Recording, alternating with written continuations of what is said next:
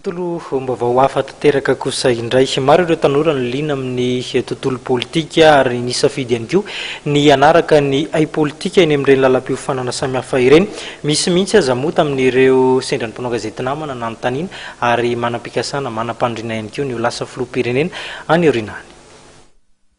Tanora maro no liana amin'ny resaka politika ary nisafidy ny andalina misy kokoa ny resaka ay politika eto amin'ny ivitoeram-pampianarana ambony mikasika ny politika na ny IEP Madagasikara.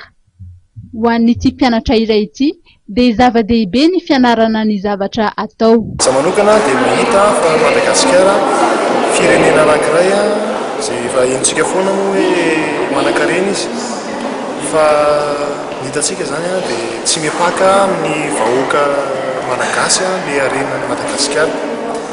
Dia rehefa nodinihana zany izay zavatra izay izay olona izay dia hita fa eo amin'ny fitondram-panjakana sy fitantanana an'ireo harem-pirenen'ireo ary ny fitsinjarana azy ireo no tena mametraka olana. Isa zavatra izay dia tsy iza fa ny mpanao politika sy ilay atao hoe mpiasa fanjakana zany no tena tokony andraikitra ny zavatra izay.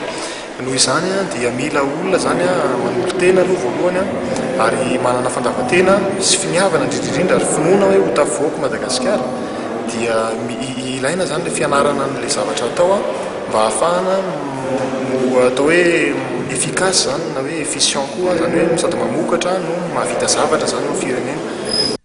Androany moa dia nahazo ny DTS ny mpianatra miisa 1.3 eo anivon'ity ivitoeram-pampianarana ambony ity. Amin'izao fotoan'izao dia misandrahaka sy miroso amin'ny antsoina hoe internationalisation ny IEP Madagasikara. Mandroso lalindalina kokoa zany zahay amin'ilay hoe internationalisation. Ny mpianatra izy dia efa misy ny mianatra any ivelany ary misy ny efa niverina, misy koa ny mbola handeha fa ankehitriny dia ny mpampianatra avy any ivelany zany no tonga eto Madagasikara.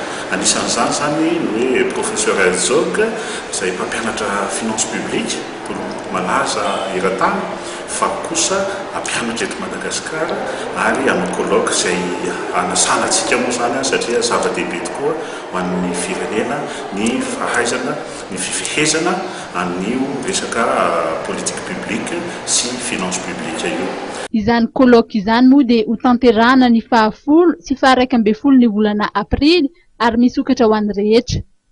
Ny IEP moa raha tsy aivina dia manana ny agrément sy ny habilitation.